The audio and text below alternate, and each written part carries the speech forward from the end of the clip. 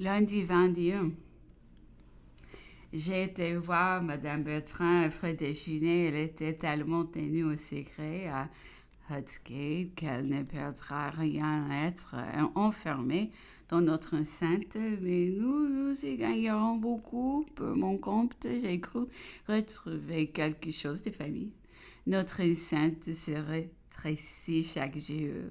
Ces sentinelles et croissantes nous rappellent à chaque instant notre horrible prison. L'empereur me disait durant sa toilette qu'il voulait absolument reprendre son travail régulier. Avions interrompu les derniers tourments de cet horrible gouverneur. Je l'ai engagé de toutes mes forces, et pour lui, et pour nous, et pour la France, et pour l'histoire. Le temps était trop mauvais pour que l'empereur pu prendre l'air. Il a gagné sa bibliothèque fouillée dans les croisades des Michaud et dans les mémoires des Joinville. De là, il a gagné le salon et a causé encore quelque temps particulièrement sur le domestique qu'on veut m'enlever et celui qu'on veut me donner. Le gouverneur ne veut donner de l'argenterie de l'empereur qui est plus d'un centième de moins qu'on ne l'estime à Paris.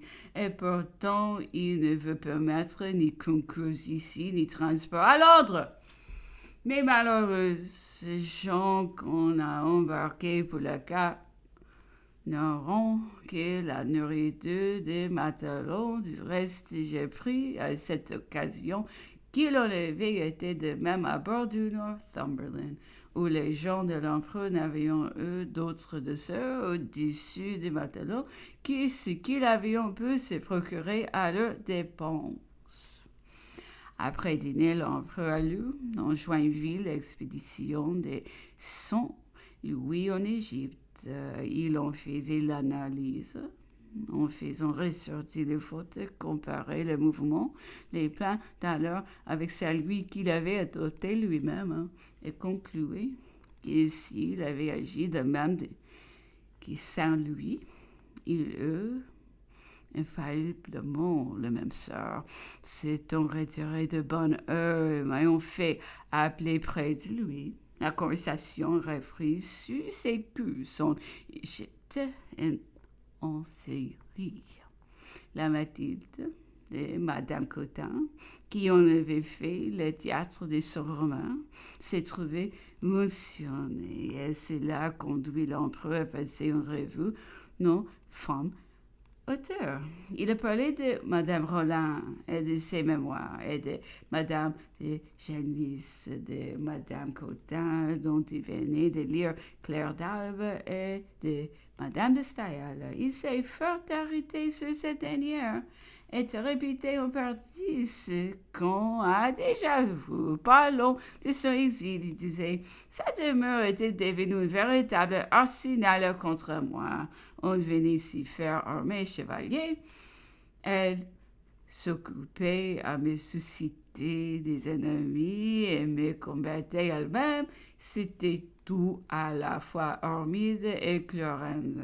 Ensuite, se résumons ainsi que cela lui était ordinaire, il a dit. Et puis, en somme, il est vrai de dire que personne ne saurait nier qu'après tout, Madame de Staël est une femme d'un très grand talent, de beaucoup d'esprit, fort distinguée. Elle restera plus d'une fois autour du roi. Et dans l'espoir de me raviner, on essaie de me faire entendre qu'elle était un adversaire redoutable et pourrait devenir un allié utile. Il est sûr que si elle m'adoptait au lieu de me dénigrer ainsi qu'elle a fait, j'y use peut gagner sans doute, car sa position et son talent, les faisions religieux, les couturiers, et l'on connaît toute leur influence à Paris. Puis il a dit encore, et malgré tout le mal qu'elle a dit de moi, sans compter tout celui qu'elle dira encore, je suis loin, sûrement, de la croire, de la dire une méchante femme, Tout bon mot, c'est que nous sommes fait la petite guerre et voilà tout. Et la passons à la foule d'écrivains déclamant contre lui. Il a dit, je suis destiné à être leur pâture, mais je redoute peu d'être leur victime.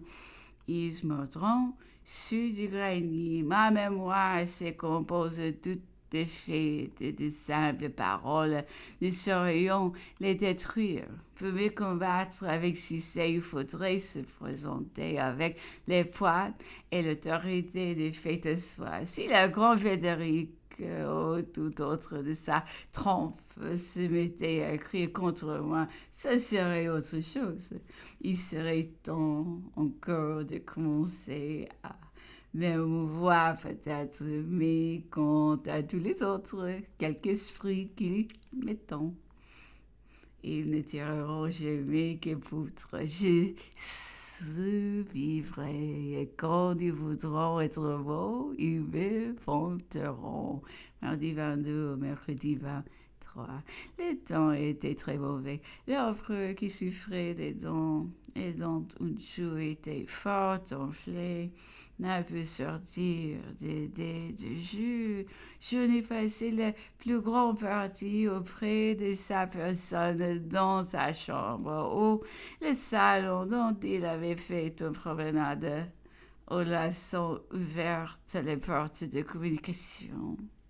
Dans les divers objets de sa conversation, une fois, il m'a dit certaines choses qui lui étaient revenues et qui me réjouissaient enfin. Rien ne prouvait assurément l'affreux de notre situation, comme le prix que j'attachais à cela. Mais tout se proportionne au cercle dans lequel on se trouve renfermé.